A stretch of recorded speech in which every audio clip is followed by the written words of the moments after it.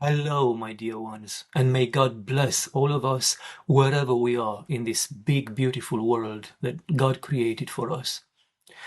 I am struggling a little bit with our topic today. I want to talk to you about enemies. I want to talk to you about the people whom Christ tells us to love. And the reason I'm struggling is that there are so many ways one can approach this topic, and there are so many at stake on this particular topic that it's very easy to overthink it. And when you overthink something, it kind of dies out and it falls flat on people's hearts and it doesn't move anyone. We are now in the middle of our pilgrimages here in the Scottish Isles on MULL and IONA and the little islands around us. And this is something that I see again and again in the conversations we have with our pilgrims. This need to hold on to one's faith by hating out, by blocking out, by rejecting out of our hearts and out of our love all those who, one way or another, have fallen away from Christianity. Even if they keep on calling themselves Christians, they've fallen away from following Christ into all sorts of other teachings that have nothing to do with Christ himself. And I see this again and again in the hearts of the people whom we meet. And don't forget, in our pilgrimages here, we spend a week with you. That's a full week. You get to actually talk to people. You get to know them and to perceive where their spiritual thoughts and weaknesses are. And this is something that is so frequent and so recurrent that I almost now expect to find it in people. This need to hold on to one's faith by rejecting, by hating those who are of a different faith or who have corrupted the Christian faith. And that's not the way forward, my dear ones. That's not the way towards Christ, and it pains me to see it, and I struggle to find a proper way to approach this. I think that the way forward and the way for me to speak to you about this is to simply open up my heart and talk to you as honestly as I can, as if you were all here. As if you were all here on a pilgrimage to our monasteries, to our islands, and we were just sitting down and having a nice, quiet, intimate conversation.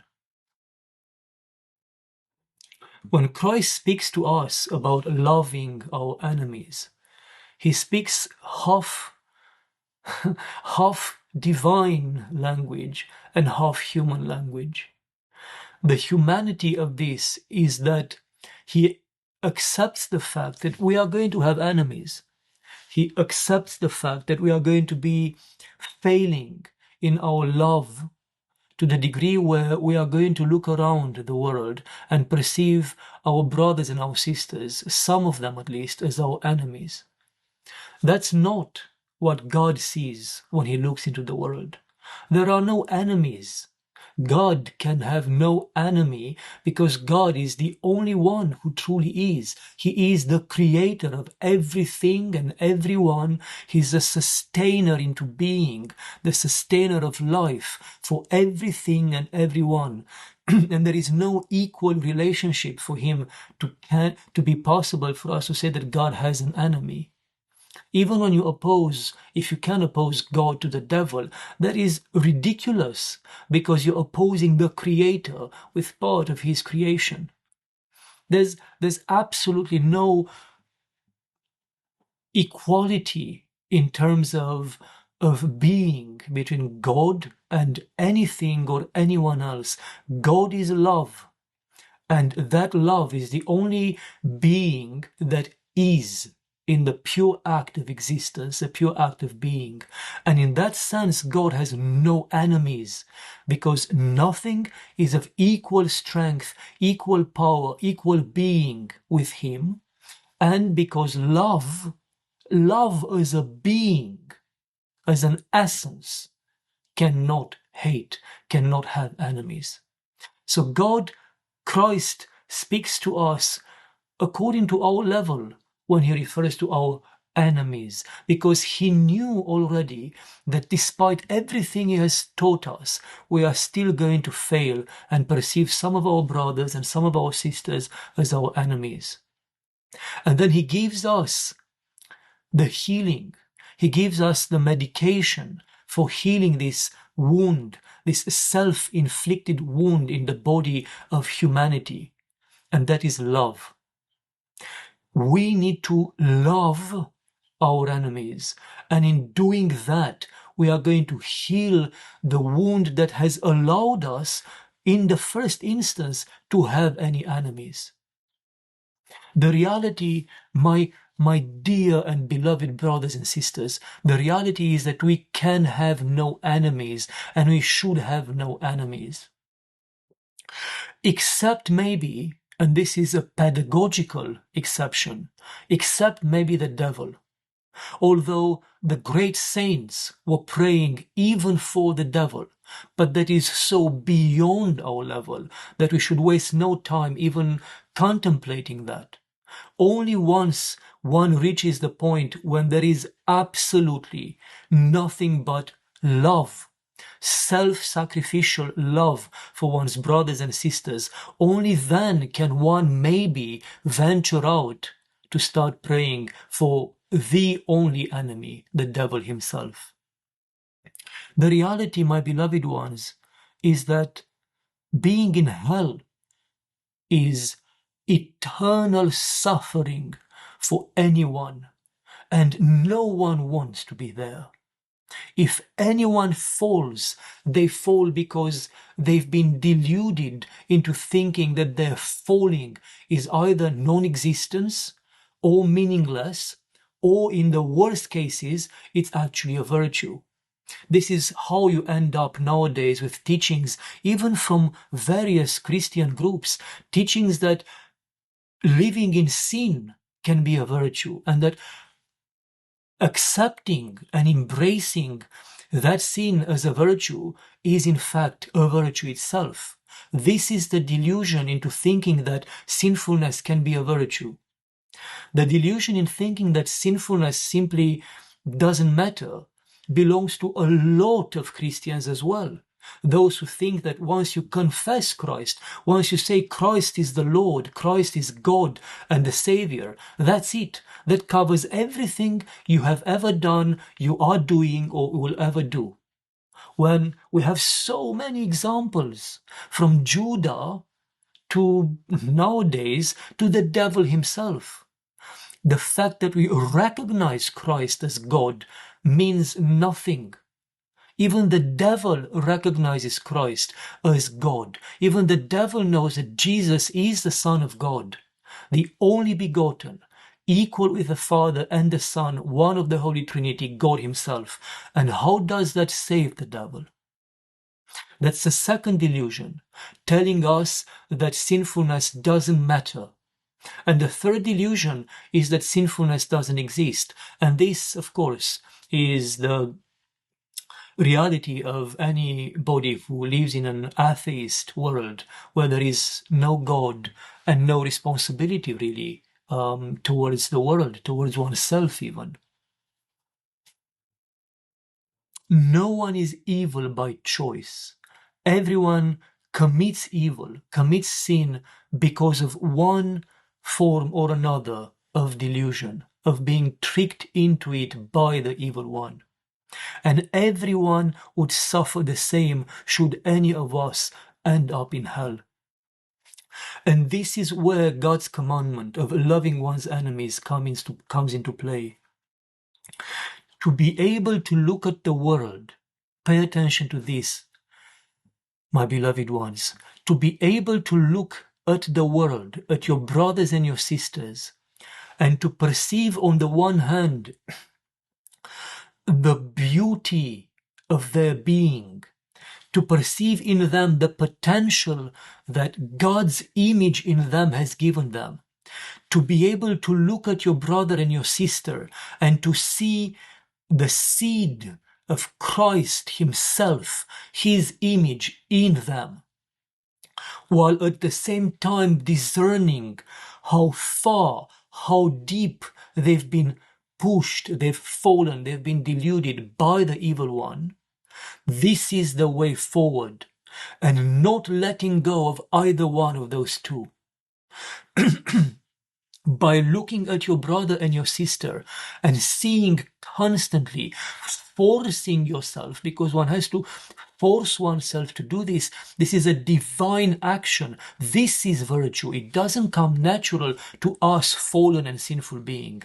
Looking at your brother and your sister and forcing yourself to see through the mud of sinfulness the beauty of Christ's image, that will make you love your brother, while at the same time being aware and able, because you yourself have stepped back from sin, being able to discern sin and to discern how sinfulness affects that beauty, how it covers it with layers, blankets of mud.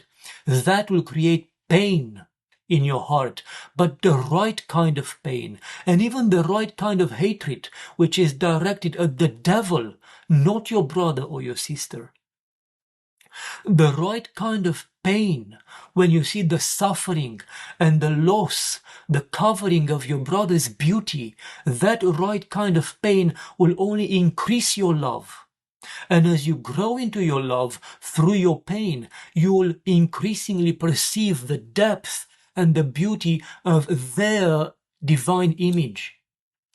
Every single one of us, every single human being ever to have been created, who exists nowadays and who will ever breathe on this earth, every single human being, regardless how fallen they are, every single one of us have been created by the same loving hands of God himself, have been created by love itself, love himself, God himself, in his image, in his likeness. And every single one of us bear that seed of love and the beauty of God in ourselves.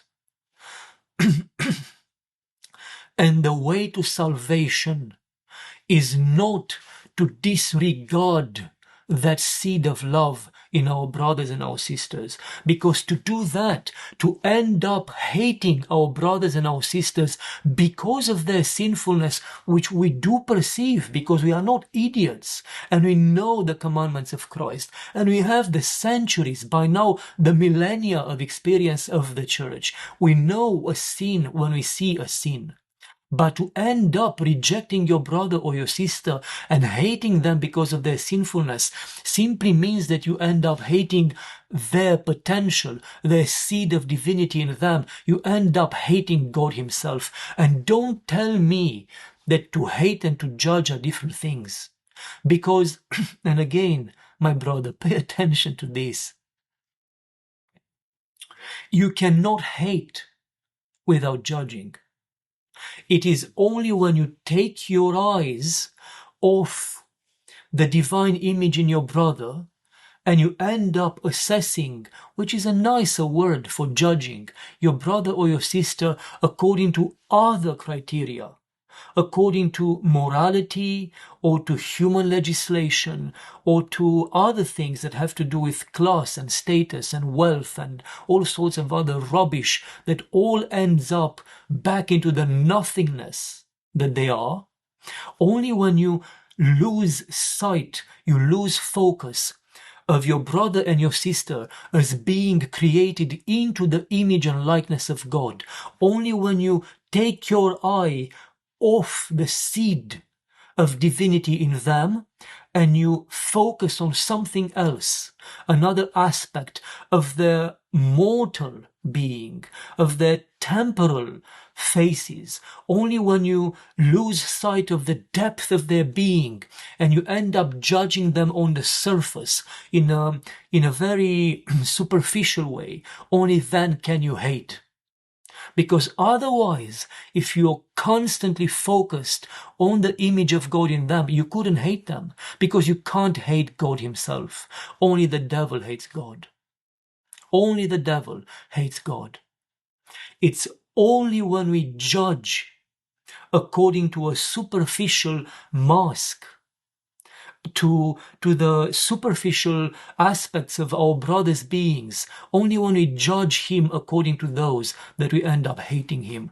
To hate and to judge are the same thing, and this is why the fathers condemn them as the same one thing. This is why they say that to hate your brother is to judge, or to, forgive me, that to judge your brother is to hate him and to kill him, because you have no longer perceived him as a being created in the eternal image of God. You perceive him as a sinful being, like an animal or a plant that is not created in the image of God, which makes him not an eternal being, but a temporal being that is condemned to death. You have killed in him the image of God that gives him eternal being.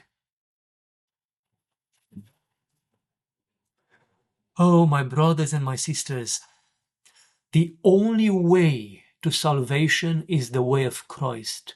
And the way of Christ is to see truth through love. And to see that truth and love are the same. To look at your brother and your sister, and at the same time to see the eternal beauty of the image into which they were created, and the extent of the damage, of the fall, of the sin, of the passions that have corrupted them, diluted them, and made them fall. And to allow these two visions to feed in you the right kind of pain and suffering on their behalf, which then you manifest by praying for them, by adding your own struggle, increasing your own struggle on their behalf. It doesn't have to be known to them. It has to only be known to God. Increase what you do so that you can save your brother and your sister, and that will increase the right, the salvific, the God-like suffering in you. And that God-like suffering in you will increase in return the God-like self-sacrificial love in you. Ultimately, you'll end up on a cross. You'll end up either on a physical cross, being hated by everyone, or being in some cases physically killed, or, as is the case with our Christians nowadays, mostly will end up, by the grace of God, on a spiritual cross, like Saint Silouan the Atenite, or Saint Sophrony of Essex, or Saint Porphyrius, or Saint Paisius, or all the great saints of our own generation, the generation that was just a bit earlier than our lives nowadays. They all lived their blessed, holy lives on this spiritual cross of God-like suffering on behalf of the humanity whom they perceived with the beauty that humanity has, the beauty of the divine image which every single one of us has in us, because otherwise we would not be called humans. To be human means to be created with the image of God in us and with the potential to be God-like. It is only this blessed, salvific, holy, self-nourishing circle of suffering when you see the sin of your brother, suffering, not rejoicing, not feeding your own self-righteousness, not feeling better because compared to your brother you are better, that your sin is somehow less than his sin. But the more you see your brother's sin, the more allow your mind and your heart and your whole being to collapse before God, to fall down, to prostrate before God, and to worship God and ask and supplicate and intercede and fight on behalf of your brother and your sister. And the more your heart is in pain for your brother and your sister for their sinfulness, the more your heart will experience what love truly means. And when you know what love is, that love that places you on a cross for the sake of your sinful brothers and sisters, then when you know that love, that's when you know Christ himself. Until then, we speak words that have no meaning. We speak words that have no content. We are nothing but empty, as the apostles say. We just make noise, but there's nothing inside of us. Oh, I'm aware that maybe this was a bit confusing and not structured and, not elevated in any human sort of way, but I speak to you from my heart, the way I would speak to you if you were here, face to face, for one of our weeks of pilgrimage. And if you're here and in a week like today, like this week, we have a lot of wind and a lot of rain, and we have to stay inside and talk a great deal and share our hearts and learn from each other. I hope this heart-to-heart sort of conversation does someone somewhere some good, and that is enough for all of us here. Thank you for your prayers as always. Thank you for your support as always. Thank you especially to those of you who month after month support us, who have become and signed up to become members of our online community. Thank you for being part of our lives and for making our lives here in the Scottish Isles possible, and for making this work even possible. We owe everything to God, who put this love in your hearts, this love for his saints here in the islands, and this love for us, his absolutely sinful and unworthy servants. Be blessed, my beloved ones. Be blessed. Be blessed. Amen.